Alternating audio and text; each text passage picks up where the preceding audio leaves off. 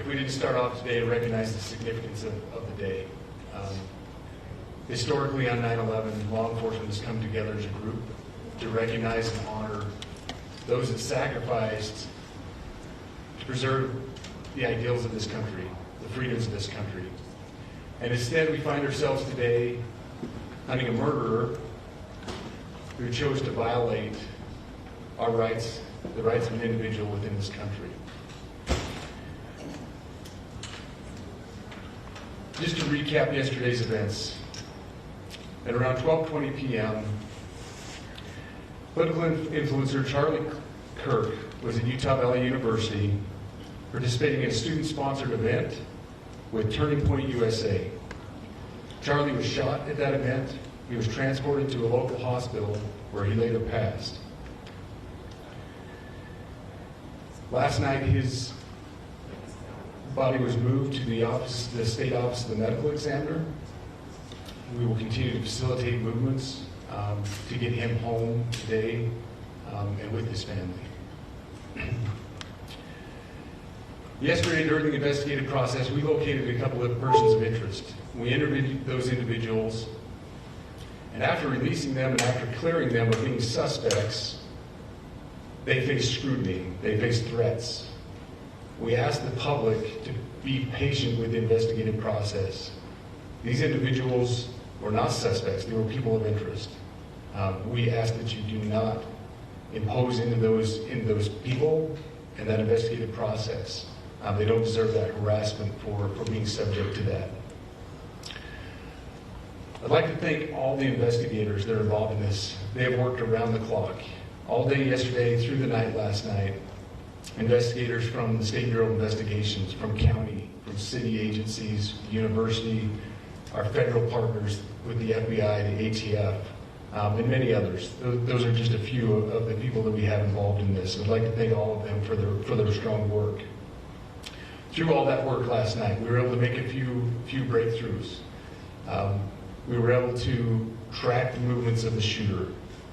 Starting at 11:52 a.m., the subject arrived on campus, shortly away from campus. We have tracked his movements onto the campus, through the stairwells, up to the roof, across the roof to a shooting location. After the shooting, we were able to track his movements as he moved to the other side of the building, jumped off of the building, and fled off of the campus and into a neighborhood. Our investigators have worked through those neighborhoods, contacting anybody they can with doorbell cameras, witnesses, and have thoroughly worked through those communities, trying to identify any leads. We do have good video footage of this individual. We are not going to release that at this time. We are working through some technologies and some ways to identify this individual. If we are unsuccessful, we will reach out to you as the media and we will push that publicly to help us identify them. But we're confident in our abilities right now, and we would like to move forward in a manner that keeps everyone safe and moves this process appropriately. Last night I communicated with Erica. The family's devastated. As a commissioner of public safety, as a father, as a husband, I can only imagine what that family's going through. The heinous event that happened yesterday is not Utah. This is not what we're known for. Over the past several weeks, we've seen the state come together to help families in mourning, come together as a community to show what Utah is known for a state of character, of service, of camaraderie, of a neighboring feel. We will not stand for what happened yesterday. We are exhausting every lead. We have every officer invested in this, every investigator, every local agency. The outpouring of support from the law enforcement community has been astounding. We are investing everything we have into this, and we will catch this individual. Having walked through the crime scene, through the hallways of this school, through the classrooms, I can't imagine what the people on scene felt as well. A horrific event where some of them barricaded in classrooms, some of them ran in fear. Can't overstate the tragedy and the horrific event that yesterday was, and how we will work to bring to justice the actions of one individual or any other individuals that assisted in that. Our state has gone through a lot, and we will come out successful. With that, I'll turn the time over to Special Agent Bowles. Good morning. My name is Robert Bowles, and I am the Special Agent in charge of the Salt Lake Field Office. Following yesterday's tragic shooting of Charlie Kirk, FBI agents have been working around the clock in coordination with our law enforcement partners. We are and will continue to work nonstop until we find the person that has committed this heinous crime and find out why they did it. This morning I can tell you that we have recovered what we believe is the weapon that was used in yesterday's shooting. It is a high-powered bolt-action rifle. That rifle was recovered in a wooded area where the shooter had fled. So the FBI laboratory will be analyzing this weapon. Investigators have also collected footwear impression, a palm print, and forearm imprints for analysis. Now, I understand there are a lot of questions about motive. I assure you that all leads, tips are being fully investigated. As of this morning, we have received more than 130 tips. We thank the community for that. The FBI has brought every resource to bear, and we will continue to do so throughout the course of this investigation. The FBI's mission is to protect the American people. It's to uphold the Constitution of the United States. Any attack on the First Amendment is an attack on the very foundation of our democracy. That is why we will relentlessly pursue this case and the shooter until we find him. We also continue to grieve with the family and the community. It's our community. If you have any video or images from the shooting, we ask you to please submit them to our digital media tip website at www.fbi.gov/Utah Valley Shooting. You can also call the FBI at 1-800-CALL-FBI. We truly rely on the public's help in these types of cases, and no tip is too small or insignificant. Thank you. Commissioner James Matthews from Sky News. Can I ask about the shooter? There's clearly information about him or her.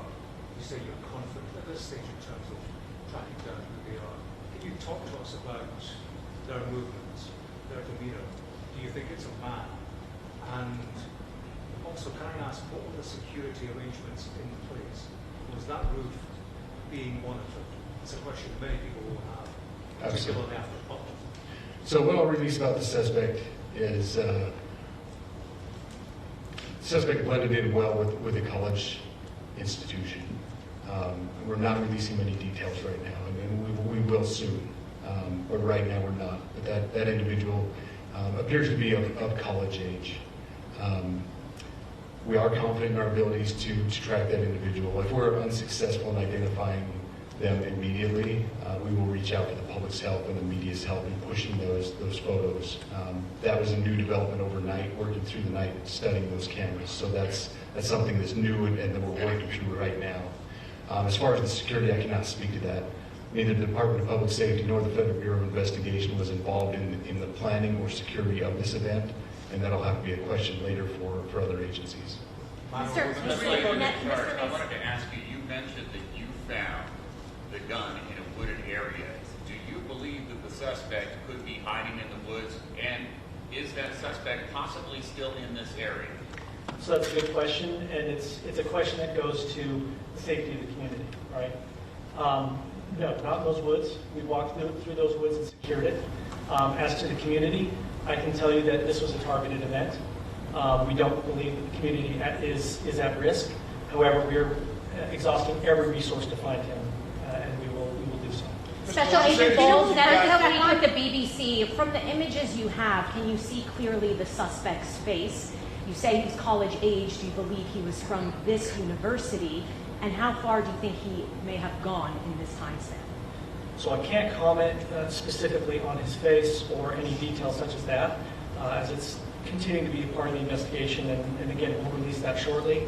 However, we're doing everything we can to find him, and we're not sure how far he has gone yet. But you have a clear image of his face? We have images of the suspect. So Can you between trace those the gun's images and the owner? gun that you've been able to recover, do you believe you know who this person is, the person that you're looking for at this point? Again, as part of the investigation, we're not releasing any details such as that. Any fingerprints or DNA? We are exhausting all of our resources to be able to collect those, but that's, again, part of the investigation. Have you been able to trace back the owner of the gun?